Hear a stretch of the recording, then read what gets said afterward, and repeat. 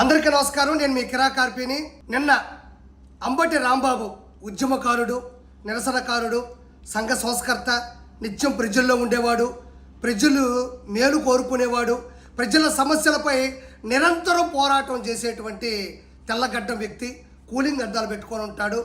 ఆయన గురించి నేను ప్రత్యేకంగా చెప్పక్కర్లేదు. ఆయన గుంటూరు జిల్లాలోని కలెక్టరేట్ దగ్గర నిన్న 4వ తారీఖు అంటే 1 year ఫినిష్ అయింది అధికారంలోకి వచ్చి కూటమి. ఆ సందర్భంగా ప్రజలు మీరు వెనుపోటు పొడిచారు అనే నేపథ్యంలో వెనుపోటు దినోత్సవం అని ర్యాలీ చేస్తూ ఉన్నాడు.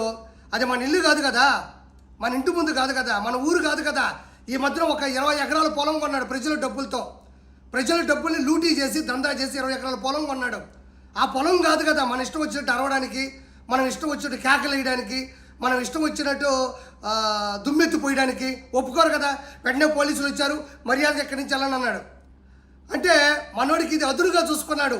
పోలీసులు ఎదురు పడితే, పోలీసుల ముందు మనం అరిస్తే, పోలీసులు బెదిరిస్తే, పోలీసుల మీద గౌ కేకలు పెడితే, ఇది ప్రజలు చూస్తూ ఉంటే అరే అంబటి రాంబాబు గారు ప్రజల మనిషి, ఆయన వాదిస్తున్నాడు, పోలీసులు అనవసరంగా ఆయన్ని తోసేస్తున్నారు, నిర్బంధిస్తున్నారు అనేటట్లు క్రియేట్ చేస్తే మనకు కూడా సింపతి వస్తుంది అని జగన్మోహన్ రెడ్డి ఎలాగో బాబాయిని చంపేస్తే సింపతి ఎలా వస్తుందో అలవాటు పడిన వ్యక్తి కదా, అదే క్రియేట్ చేద్దాం అనుకున్నాడు. కానీ జనాలకు అక్కడ ఏం జరుగుతుంది అనేది అందరి దగ్గర మొబైల్ ఉన్నాయి, అందరి దగ్గర కూడా యూట్యూబ్ ఛానల్స్ ఉన్నాయి, సోషల్ మీడియా ఉంది.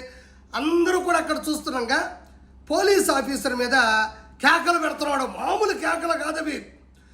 ఆయన మర్యాదగా ఉండు అంటే మనోడు అంబటి రాంబాబు గారు కూడా మర్యాద ఉండదు, మర్యాద ఉండదు, మర్యాద. పోలీస్ ఆఫీసర్ గారికి తెలియదు ఏంటంటే అంబటి రాంబాబు గారికి మొదటి నుంచి మర్యాద లేదు, ఆయనకి ఎప్పుడు మర్యాద ఉండదు. వైఎస్ఆర్సీపీలో నెంబర్ 1 పర్సన్ ఎవరైనా ఉన్నారంటే, అస్సలు మర్యాద లేని మనిషి ఎవరైనా ఉన్నారంటే అది అంబటి రాంబాబే. పోలీస్ ఆఫీసర్ ఏమో నీకు మర్యాద ఉండదు అంటున్నాడు. మొదటి నుంచి ఆయనకి మర్యాద లేదు, ఆయనకి మర్యాద ఉండదు. ప్రత్యేకంగా ఆయనకు మర్యాద లేదని గుర్తించాల్సిన అవసరం లేదు. ఆ తర్వాత అంబటి రాంబాబు పోలీస్ ఆఫీసర్ ఇద్దరు వాదించుకుంటున్నారు. ఏమనంటే నువ్వేం చేస్తావు, నువ్వేం చేస్తావు, నువ్వేం చేస్తావు, నువ్వేం చేస్తావు. పోలీస్ ఆఫీసర్ గారికి తెలియదు ఏంటంటే అంబటి రాంబాబు గారు ఏం చేస్తాడో ప్రపంచం మొత్తానికి తెలుసు. 3 కెమెరాలు పెట్టి వీడియోలు చేస్తూ ఉంటాడు, ప్రపంచంలోని పెద్ద పెద్ద కేసులు వాదిస్తూ ఉంటాడు.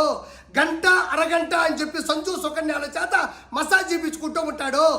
పోలీస్ గారికి తెలియదు అనుకుంటే ఆయన ఏం చేస్తాడో మాకు ప్రజలందరికీ తెలుసు. ఈ 3 ఆయన చేస్తూ ఉంటాడు. ఇక్కడ ఇంతకుముందు అన్నట్టే మర్యాద ఉండదు అంటున్నారు. ఆయనకు మర్యాద లేదు అన్న విషయం బయట వాళ్ళు చెప్తే మనం నమ్మక్కర్లా.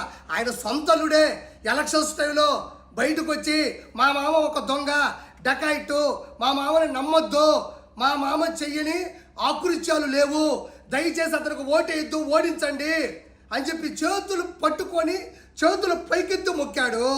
ఇప్పుడు అర్థమైంది కదా ఆయనకి మర్యాద లేదు. ఇంకొకటి ఏంటంటే ఇతని గురించి ప్రత్యేకంగా చెప్పక్కర్లేదు. అసెంబ్లీ సాక్షిగా ఆడపడుచుని అవమానించినటువంటి వ్యక్తి. అదేవిధంగా పోలవరం సంబంధించినటువంటి అంటే ఇరిగేషన్ మినిస్టర్గా పనిచేస్తున్నప్పుడు కూడా ఒక ప్రెస్ వాళ్ళు అడిగినప్పుడు సార్ పోలవరం ఎంతవరకు వచ్చింది అంటే పోలవరం ఎవరికి అర్థం కాదు, ఎందుకంటే నాకు అర్థం కాలేదు కాబట్టి అని జోకులు వేసినటువంటి వ్యక్తి. నిజంగా అతనికి ఏ పరిస్థితి మీద ఎలాంటి ప్రణాళికల మీద పూర్తి అవగాహన లేనటువంటి పొలిటికల్ జోకర్ ఎవరైనా ఉన్నారు అంటే అది అంబటి రాంబాబు. ఈరోజు ఏదో బయటకు వచ్చేసి హడావుడి చేసేస్తాను, ర్యాలీలు చేసేస్తాను, పైకి పొంగిపోతేనో ఎవ్వరు ఇక్కడ పడరు.